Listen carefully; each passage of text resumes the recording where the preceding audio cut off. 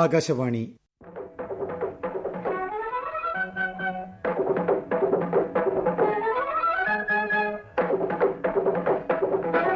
തിരുവനന്തപുരം പ്രാദേശിക വാർത്താ വിഭാഗം അവതരിപ്പിക്കുന്ന വാർത്താ തരംഗിണി.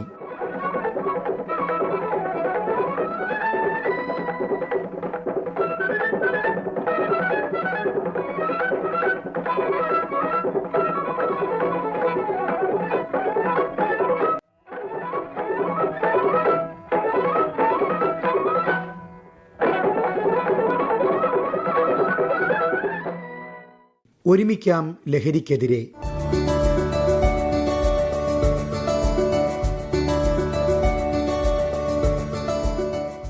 മദ്യവും മയക്കുമരുന്നുകളും ഉൾപ്പെടെയുള്ള ലഹരി വസ്തുക്കൾ സൃഷ്ടിക്കുന്ന അപകടങ്ങൾ തിരിച്ചറിഞ്ഞുകൊണ്ട് തന്നെ ലഹരിയുടെ വഴികളിലേക്ക് നടന്നെടുക്കുന്നവരാണ് നമുക്കിടയിൽ ഏറെപ്പേരും.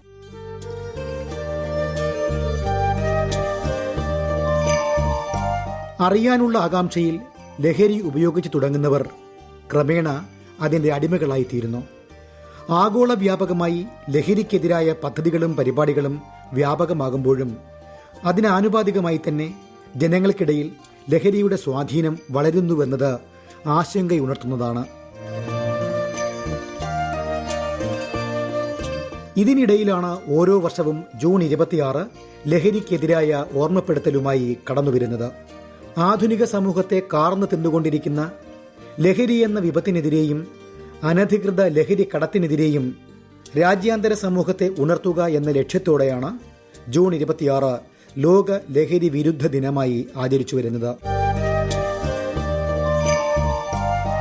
ഉപയോഗം മൂലം നമ്മുടെ മാനസിക ശാരീരിക തലങ്ങളെ സ്വാധീനിക്കാൻ കഴിയുന്ന വസ്തുക്കളെയാണ് ലഹരി പദാർത്ഥങ്ങൾ എന്നതുകൊണ്ട് അർത്ഥമാക്കുന്നത്. അവ നമ്മുടെ ശാരീരിക പ്രവർത്തനങ്ങളിലും മാനസിക അവസ്ഥകളിലും വ്യതിയാനങ്ങൾ ഉണ്ടാക്കുന്നു. അതേസമയം ചില ലഹരി വസ്തുക്കൾ ഡോക്ടർമാരുടെ നിർദ്ദേശപ്രകാരം ചില പ്രത്യേക സാഹചര്യങ്ങളിൽ അവർ നിർദ്ദേശിക്കുന്ന അളവിൽ ഉപയോഗിക്കാവുന്നതുമാണ്. എന്നാൽ മദ്യത്തിന്റെയും കഞ്ചാവ്, ഓപ്പിയം എന്നിവ പോലുള്ള ലഹരി വസ്തുക്കളുടെയും മറ്റ് മയക്കുമരുന്നുകളുടെയും ദുരുപയോഗം ഇതിൽ നിന്നും തികച്ചും വ്യത്യസ്തമാണ്.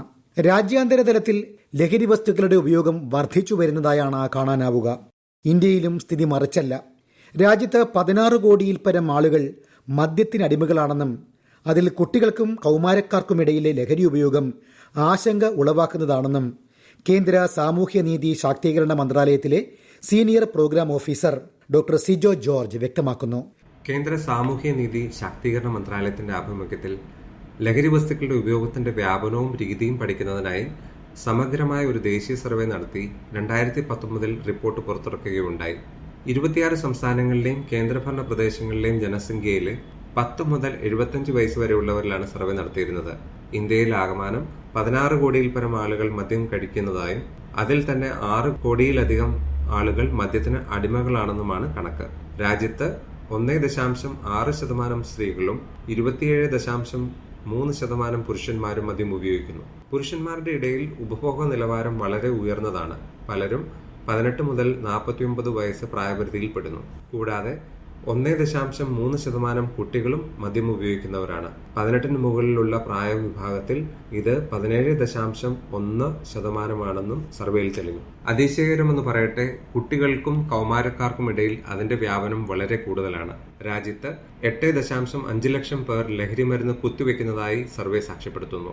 കറുപ്പ് അടിസ്ഥാനമാക്കിയുള്ള മരുന്നുകൾ ഉപയോഗിക്കുന്നവരിൽ ലഹരി മരുന്ന് കുത്തിവയ്പ്പിന്റെ ഉയർന്ന സംഭവങ്ങൾ റിപ്പോർട്ട് ചെയ്യുന്നുമുണ്ട്. ഈ ലഹരി മരുന്ന് ഉപയോഗിക്കുന്നവരിൽ വലിയൊരു വിഭാഗം അപകടകരമായ കുത്തിവയ്പ്പ് രീതികളിൽ ഏർപ്പെടുന്നു എന്ന് റിപ്പോർട്ട് ചെയ്യപ്പെട്ടിട്ടുണ്ട്.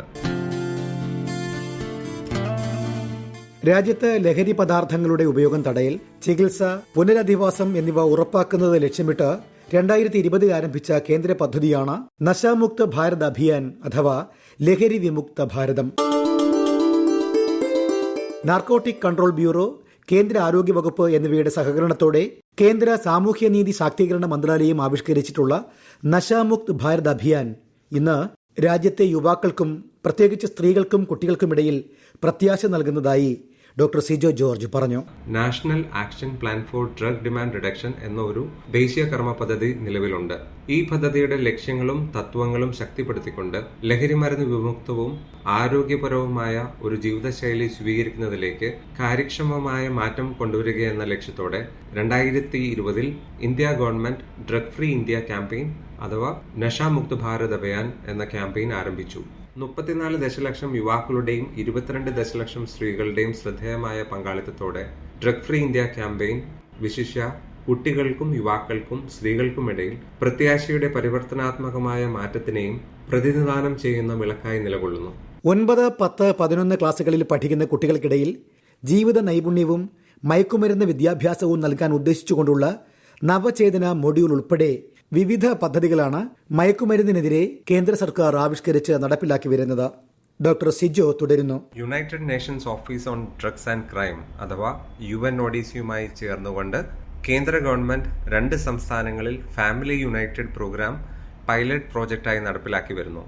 1446 എന്ന ദേശീയ toll free helpline number കൗമാരക്കാർ, സ്ത്രീകൾ, കുട്ടികൾ, പൊതുജനങ്ങൾ എന്നിവർക്കിടയിൽ പരിശീലനം ലഭിച്ച കൌൺസിലർമാരുടെ ടെലിസേവനങ്ങൾ വാഗ്ദാനം ചെയ്യുന്നതിനും കൃത്യമായ വിവരങ്ങൾ നൽകുന്നതിനും ലഹരി മരുന്ന് ചികിത്സയും ആരോഗ്യ സേവനങ്ങളെയും കുറിച്ചുള്ള തെറ്റിദ്ധാരണകൾ ഇല്ലാതാക്കുന്നതിനും വ്യാപകമായി പ്രചരിപ്പിച്ചിട്ടുണ്ട്. ലഹരി വസ്തുക്കളുടെ ഉപയോഗത്തിന്റെ വെല്ലുവിളികളെക്കുറിച്ചുള്ള ഇന്ത്യയുടെ നയം സമഗ്രമായ കാഴ്ചപ്പാടാണ്. സഹായം ആവശ്യമുള്ള എല്ലാവരിലും എത്തിച്ചേരുകയും ആരും പിന്നോക്കം പോകുന്നില്ലെന്ന് ഉറപ്പാക്കുകയും ചെയ്തുകൊണ്ട് ഉദ്ദേശ ലക്ഷ്യം മുന്നോട്ട് കൊണ്ടുപോകുവാൻ ഗവൺമെന്റ് പ്രയത്നിച്ചുകൊണ്ടേയിരിക്കുന്നു.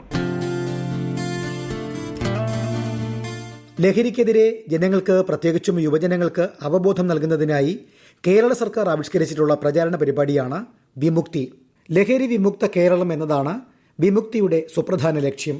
എക്സൈസ് വകുപ്പിന്റെ സഹകരണത്തോടെ ആവിഷ്കരിച്ചിട്ടുള്ള വിമുക്തിക്ക് കീഴിൽ സ്കൂൾ, കോളേജ് തലങ്ങളിലെ ലഹരി വിമുക്ത ക്ലബ്ബുകൾ, student police cadet, national service scheme, വിവിധ സന്നദ്ധ സാമൂഹിക സംഘടനകൾ തുടങ്ങിയവയുടെ പ്രവർത്തനങ്ങളും ഉൾപ്പെടുന്നു. വിമുക്തിയുടെ ചുമതലയുള്ള സംസ്ഥാന excise joint commissioner Rajendran V. കഴിഞ്ഞ വർഷങ്ങളുടെ കണക്കുകൾ എടുത്താൽ തന്നെ നമുക്ക് മനസ്സിലാവും, വലിയ തോതിലുള്ള മയക്കുമരുന്നുകളാണ് കേരളത്തിൽ എക്സൈസ് വകുപ്പ് മാത്രം തന്നെ പിടിച്ചെടുത്തിട്ടുള്ളത്. പ്രത്യേകിച്ചും ഇതിൽ ഉൾപ്പെടുന്ന പ്രതികൾ എന്ന് പറഞ്ഞാൽ നമ്മൾ മനസ്സിലാക്കിയിട്ടുള്ളതൊക്കെ ഭൂരിഭാഗം യുവാക്കളും വിദ്യാർത്ഥികൾ അടക്കമുള്ള ചെറുപ്പക്കാരും യുവാക്കളുമാണ്.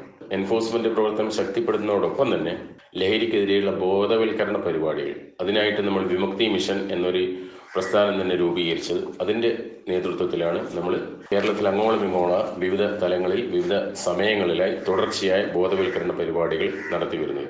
ലഹരിക്ക് അടിമപ്പെട്ടു പോയവരെ അതിൽ നിന്ന് പിന്തിരിപ്പിക്കുക, അതോടൊപ്പം തന്നെ പുതുതായിട്ട് ലഹരിയുടെ ലോകത്തേക്ക് പ്രവേശിക്കാൻ സാധ്യതയുള്ള വിദ്യാർത്ഥികളടക്കമുള്ള യുവജനങ്ങളെ അതിൽ ഉൾപ്പെടാതെ പിടിച്ചു നിർത്തുന്നതിനായിട്ടുള്ള കലാകായിക മത്സരങ്ങൾ അടക്കമുള്ള വിവിധങ്ങളായ പരിപാടികൾ നടത്തി വരികയും ചെയ്യുന്നു. യുവാക്കളോട് പ്രത്യേകിച്ച് പറയാനുള്ളത്, നിങ്ങൾ ഏത് തന്നെ എത്ര സമ്പന്ന കുടുംബത്തിലും നല്ല വീട്ടുകളിലും നല്ല നാട്ടിലും ഒക്കെ ജനിച്ചു വരുന്ന ആൾക്കാരാണെങ്കിലും ലഹരിക്ക് അടിമപ്പെട്ടു പോയി കഴിഞ്ഞാൽ നിങ്ങൾ പിന്നീട് നാടിനും വീടിനും ആർക്കും വേണ്ടാത്ത വെറുക്കപ്പെട്ടവനായി മാറും എന്നുള്ള കാര്യം നിങ്ങൾ ഓർമ്മിക്കുക.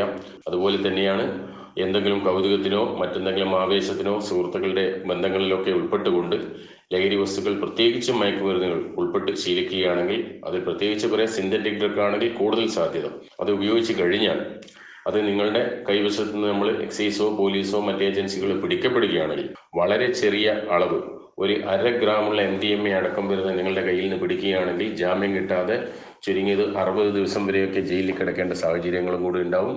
അപ്പോൾ നിങ്ങൾ എന്ത് പഠിക്കുകയാണെങ്കിലും നിങ്ങളുടെ ഭാവി തന്നെ എല്ലാം അവതാളത്തിലാകാനും സാധ്യതയുണ്ട് എന്നുള്ള കാര്യം കൂടി ഓർമ്മിപ്പിക്കുന്നു. ലഹരി വസ്തുക്കളും മയക്കുമരുന്നുകളൊന്നും ഉപയോഗിച്ച് ശീലമില്ലാത്തവർ അതിൽ ഉപയോഗിക്കില്ല എന്നൊരു തീരുമാനമെടുക്കുക. അതോടൊപ്പം തന്നെ ഉപയോഗിച്ച് പോയവരുണ്ടെങ്കിൽ ഇനി അത് തുടർന്ന് ഉപയോഗിക്കില്ല എന്നുള്ളൊരു തീരുമാനം നമ്മൾ എടുക്കണം. അതോടൊപ്പം തന്നെ നമ്മുടെ സഹപാഠികളും സുഹൃത്തുക്കളുമായിട്ടുള്ള സമൂഹത്തിലെ മറ്റാരെങ്കിലുമൊക്കെ ഇതിൽ ഉൾപ്പെട്ടിട്ടുണ്ടെങ്കിൽ അവരെ അതിൽ നിന്ന് പിന്തിരിപ്പിക്കാൻ ആവശ്യമായ നടപടിക്രമങ്ങളും കൂടി നിങ്ങൾ ചെയ്യണം എന്ന് മാത്രം ഈ സമയത്തിൽ അഭ്യർത്ഥിക്കുന്നു. നാളെ ഈ നാടിനെ നയിക്കേണ്ട യുവതലമുറ ലഹരിക്ക് അടിമയാകുന്ന പ്രവണത ആശങ്കയുളവാക്കുന്നതാണ്. യുവാക്കളുടെ കർമ്മശേഷിയെ ലഹരിക്ക് വിട്ടുകൊടുക്കാതെ അവരെ സമൂഹത്തിനും രാഷ്ട്രത്തിനും ഉപകാരപ്രദമാകുന്ന വിധത്തിൽ വഴിതിരിച്ചു വിടാനുള്ള ശ്രമങ്ങളാണ് ഉണ്ടാകേണ്ടത്. ലഹരിയോടുള്ള ആസക്തി ഒരു രോഗമായി കണ്ട് അതിനെതിരെ മനഃശാസ്ത്രപരമായ സമീപനമാണ് സ്വീകരിക്കേണ്ടതെന്ന് മനഃശാസ്ത്രജ്ഞനും കൌൺസിലറുമായ LR മധുജൻ പറയുന്നു. ഈ ലഹരി മരുന്നുകളുടെ ദുരുപയോഗം നാൾക്കുനാൾ വർദ്ധിച്ചു വരുന്നു എന്നതിൽ സംശയമേതുമില്ല. മദ്യവും ഇതര ലഹരി മരുന്നുകളും പുതിയ തലമുറയെ മാത്രമല്ല, മുതിർന്ന തലമുറയും അത് പ്രതികൂലമായി ബാധിക്കുന്നുണ്ട്. സ്വയം തീരുമാനം കൈക്കൊണ്ടിട്ടോ പ്രാർത്ഥന തുടങ്ങിയ കാര്യങ്ങളിലൂടെയോ നിർത്താൻ കഴിയുന്ന ഒന്നല്ല ആസക്തി എന്നത്. ആസക്തി ഒരു രോഗമാണ്, മസ്തിഷ്ക സംബന്ധമായ ഒരു രോഗം. അതുകൊണ്ട് തന്നെ ശാസ്ത്രീയമായ മനഃശാസ്ത്ര ചികിത്സ അതിന് അനിവാര്യമാണ്. ബോധവൽക്കരണം, പുനരധിവാസം, ഡി-അഡിക്ഷൻ ചികിത്സ എന്നീ 3 ഘട്ടങ്ങളാണ് ഇതിന് വേണ്ടത്. ബോധവൽക്കരണത്തിന്റെ കാര്യത്തിൽ തന്നെ പുതിയ സ്ട്രാറ്റജികൾ നമുക്ക് ആവശ്യമാണ്. ഉപദേശമോ ഭയപ്പെടുത്തലോ തുടങ്ങിയ പഴയ കാര്യങ്ങളല്ല ഇനിയുള്ള കാലം അതിന് വേണ്ടത്. എന്തുകൊണ്ടാണ് ലഹരി സ്വീകരിക്കാൻ തോന്നുന്നത്, അതുകൊണ്ട് മസ്തിഷ്കത്തിലുണ്ടാകുന്ന പ്രശ്നങ്ങൾ എന്തൊക്കെയാണ് എന്ന് തുടങ്ങി വളരെ ശാസ്ത്രീയമായ കാര്യങ്ങൾ ബോധവൽക്കരണ പരിപാടികളുടെ ഭാഗമാകേണ്ടതുണ്ട്. ലഹരി പകർന്നു നൽകുന്ന അനുഭൂതികൾക്കപ്പുറമുള്ള കാര്യങ്ങളിലേക്ക് ആളുകളെ നയിക്കാൻ നമുക്ക് കഴിയണം. സർഗാത്മകവും ക്രിയാത്മകവുമായ കാര്യങ്ങളിൽ യുവതലമുറ സജീവമാകേണ്ടതുണ്ട്. ഓരോ ഗ്രാമത്തിലും കുറഞ്ഞത് 3 കിലോമീറ്റർ ദൂരത്തിലെങ്കിലും ഒരു പ്ലേ ഗ്രൗണ്ട് ഉണ്ടാവേണ്ടതുണ്ട്. യുവാക്കൾക്ക് ധാരാളം സ്കില്ലുകളുണ്ട് എന്ന് നമുക്കറിയാം. പക്ഷേ സ്കില്ലുകൾ ഉപയോഗിക്കാൻ കഴിയും വിധമുള്ള പ്ലാറ്റ്ഫോമുകൾ നമുക്ക് കുറവാണ്. അത്തരത്തിലുള്ള പ്ലാറ്റ്ഫോമുകൾ നമുക്ക് ഒരുക്കി കൊടുക്കാൻ കഴിയണം. അവരിലുള്ള ഊർജത്തെ യഥാവിധി പ്രയോജനപ്പെടുത്താൻ കഴിയാതെ അവരെ കുറ്റപ്പെടുത്തിയിട്ട് കാര്യമില്ല. യുവാക്കൾ നിരാശിതരാകരുത്. പലപ്പോഴും നിരാശയാണ് ലഹരിയിലേക്കൊക്കെ അവരെ നയിച്ചു കൊണ്ടുപോകുന്നത്. യുവാക്കളുടെ യുവത്വത്തെ ലഹരിക്ക് വിട്ടുകൊടുക്കാതെ സമൂഹത്തിന് പ്രയോജകീഭവിപ്പിക്കും വിധം സാമൂഹിക സേവന പ്രവർത്തനങ്ങളിൽ അവരെ എത്രത്തോളം വ്യാപൃതമാക്കാൻ നമുക്ക് കഴിയുമോ അതിനുവേണ്ടി നമ്മൾ ശ്രമിക്കേണ്ടതുണ്ട്. കുടുംബം, സമൂഹം, ലഹരി വിമുക്ത കേന്ദ്രം എന്നീ 3 ഘടകങ്ങൾ ഒരുപോലെ സമന്വയിപ്പിക്കാൻ കഴിഞ്ഞാൽ ലഹരി വിമുക്ത ചികിത്സ ഒരു വലിയ വിജയമാണ് എന്നതിൽ സംശയമില്ല. ക്രിയാത്മകതയും സർഗാത്മകതയും ലഹരിയായി മാറുന്ന ഒരു സമൂഹമാണ് നമുക്ക് വേണ്ടത്. അതുകൊണ്ട് തന്നെ അതിശക്തമായ പ്രതിരോധം ലഹരിക്കെതിരെ നമ്മൾ ഉണ്ടാക്കിയെടുക്കേണ്ടതുണ്ട്, അല്ലെങ്കിൽ ലഹരി മരുന്നുകൾക്കെതിരെ പടുത്തുയർത്തേണ്ടതുണ്ട്. ചെറിയൊരു കൂട്ടായ്മയിലെ മുഖ്യ അജണ്ട പോലും ലഹരി വിമുക്തിയെക്കുറിച്ചായിരിക്കണം. എങ്ങും എവിടെയും ലഹരി വിമുക്ത സന്ദേശങ്ങൾ, പ്രചാരണങ്ങൾ അത് വലിയ ഫലമുണ്ടാക്കും എന്നതിൽ സംശയമില്ല. അതിനായി നമുക്ക് അണിചേരാം. അതുകൊണ്ടാണ് ഈ വർഷത്തെ ലഹരി വിരുദ്ധ സന്ദേശത്തിൽ റെസിലിയൻസ് അഥവാ പ്രതിരോധത്തിന് അത്രയേറെ പ്രാധാന്യം നൽകുന്നത്.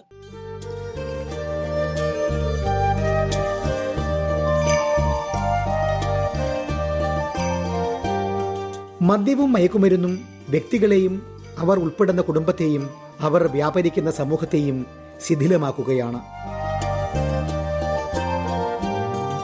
ശക്തമായ പ്രതിഷേധ സമരങ്ങളും ബോധവൽക്കരണ പരിപാടികളും തുടരുമ്പോഴും ലഹരിയിൽ അഭയം തേടുന്നവരുടെ എണ്ണം കുതിച്ചുയരുന്നു.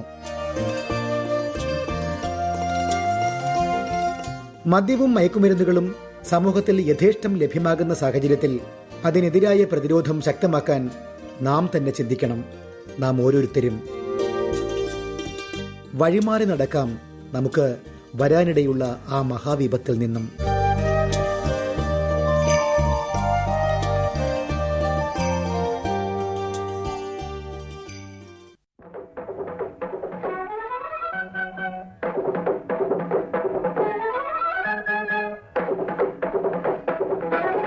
വാർത്താ തരംഗിണി സമാപിക്കുന്നു.